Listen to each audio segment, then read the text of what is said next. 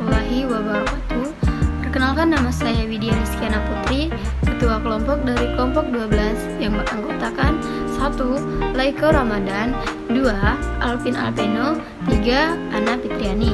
Di sini kami akan menjelaskan beberapa materi, yaitu 1. Pengertian administrasi manajemen kinerja, 2.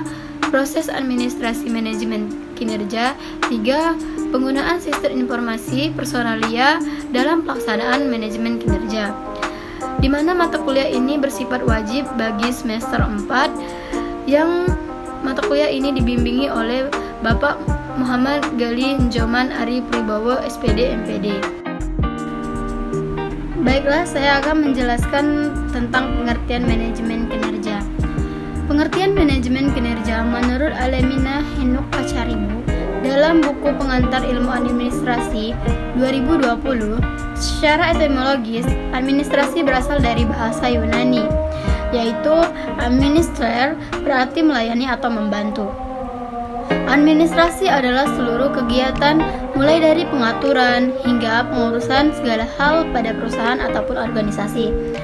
Administrasi tidak bisa dilakukan oleh satu orang saja, karena membutuhkan kerjasama di antara dua pihak atau lebih untuk hal ini. Apakah administrasi itu penting?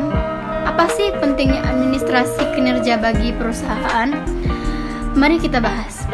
Pentingnya administrasi manajemen kinerja selaras dengan tujuan dari manajemen administrasi. Berlangsung dalam bentuk kerjasama, yang dimana artinya dibutuhkannya kolaborasi antara tim-tim administrasi pada suatu perusahaan sehingga tercapainya tujuan untuk sebuah proses dalam administrasi manajemen kinerja. Yang ketiga yaitu dimaksudkan mencapai tujuan tertentu yang telah ditetapkan perusahaan, di mana proses administrasi manajemen kinerja ini dilakukan untuk mencapai tujuan perusahaan sehingga perusahaan tersebut mencapai apa saja yang telah menjadi visi dan misi dari awal terbentuknya suatu perusahaan hingga sampai saat ini. Baiklah, selanjutnya saya akan menjelaskan tentang proses administrasi manajemen kinerja.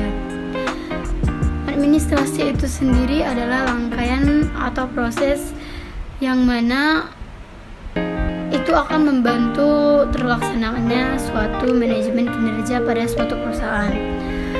Dalam proses administrasi manajemen kinerja, yaitu merencanakan, memutuskan, mengatur, memimpin, ataupun mengurus, mengarahkan, membimbing, menselaraskan, mengembalikan, mengawasi, menyempurnakan kegiatan-kegiatan dalam perusahaan ataupun organisasi.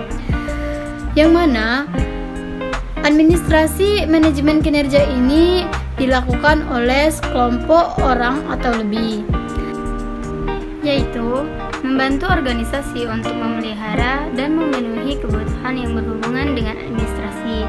Tentunya ini penting dalam pemenuhan kebutuhan informasi yang akan diberikan dan dibutuhkan kepada perusahaan. Jadi, administrasi manajemen kinerja singkatnya adalah proses penyelenggaraan kebutuhan perusahaan ataupun organisasi sehingga mencapai suatu tujuan perusahaan ataupun organisasi.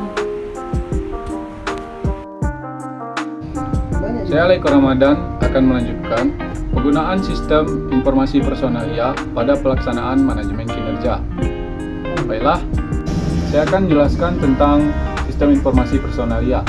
Adalah sesuatu sistem yang saling berhubungan dan berinteraksi dengan orang bekerja dalam suatu organisasi untuk mencapai tujuan tertentu. Bagaimana tahapan dalam personalia? Tahapan dalam personalia yaitu meliputi perencanaan, penarikan, seleksi, dan sebagainya. Sedangkan tahapan manajemen pengawasan meliputi pembuatan SOP, pengawasan, penilaian, dan sebagainya. Baiklah, saya akan melanjutkan penggunaan sistem informasi personalia pada pelaksanaan manajemen kinerja. Yang pertama yaitu 1. Kualitas kinerja karyawan. Dengan pengumpulan dan pengolahan data yang stabil dan cepat, kinerja karyawan jadi lebih baik. Paling tidak, hasil pekerjaan sesuai dengan standar. Misalnya, Untuk memproduksi suatu barang tanpa sistem informasi, kadang karyawan salah menerima perintah karena human error. Dan yang kedua adalah kuantitas yang dihasilkan. Adanya sistem informasi sama saja meringkas waktu dan pekerjaan menjadi lebih efektif dan efisien. Jika penggunaan sistem informasi pada suatu perusahaan maksimal, semua bahkan bisa dikerjakan secepat mungkin. Perkenalkan, nama saya Alvin Alpeno, NPM 2161201140. Di sini saya akan menjelaskan tentang menyingkat waktu dan menghemat biaya. Menyingkat waktu untuk menghasilkan satu produk dalam perusahaan berbasis sistem informasi akan lebih cepat daripada yang tidak menggunakan sistem informasi. Ini karena proses pembuatan barang dibantu dengan sistem informasi itu sendiri. Mungkin untuk tenaga kerja pembuatannya tidak semua memanfaatkan kecanggihan teknologi, tapi data-data yang dibutuhkan telah disebar dengan baik oleh sistem informasi tersebut. Jadi tidak ada kata tunggu menunggu lagi untuk mendapatkan suatu data karena semua telah tersimpan dan bisa diakses di sistem informasi. Begitulah penjelasan dari saya untuk menyingkat waktu. Dan di sini saya akan melanjutkan menjelaskan tentang menghemat biaya. Menghemat biaya, memasang sistem informasi memang awalnya membutuhkan peralatan yang canggih dan cukup kompleks. Selain itu, biaya yang dihabiskan pun lumayan tinggi. Namun, efek dari pengeluaran ini membuat hasil pekerjaan lebih efektif. Produksi yang lebih banyak dan mempersingkat waktu menjadikan perusahaan memiliki keuntungan yang lebih. Selain itu, working hours karyawan juga lebih singkat karena dalam waktu yang singkat hasil pekerjaan karyawan lebih banyak. Dengan begitu, perusahaan tidak perlu lagi memberi upah lembur. Begitulah penjelasan dari saya. Nah, ketelitian kerja meningkatkan bagaimana ketelitian kerja para karyawan. Sistem informasi maksimal mencakup cek kualitas hasil kerja juga. Nah, meningkatkan kedisiplinan karyawan, kedisiplinan karakter, dan meningkatkan dari segi karyawan ada kedisiplinan jika sistem informasi telah mencakup semua perusahaan. Mau tidak mau karyawan harus menyesuaikan perkembangan ini. Misalnya tentang absensi.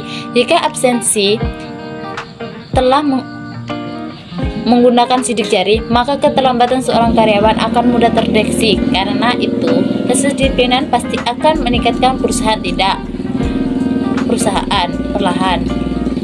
Tidak akan karyawan jika ingin ditegur karena telah oleh atasannya. Bukannya 7. Menambahkan kejujuran. Semua data karyawan disajikan dalam suatu sistem informasi dalam perusahaan.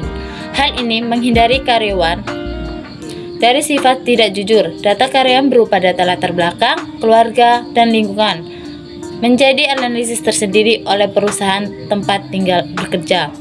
Ini kadang berkenaan dengan tunjangan seperti tunjangan anak, istri, transportasi, dan sebagainya. Dengan data valid yang diinput pada sistem informasi, atasan akan mengetahui kebenaran latar belakang setiap karyawannya.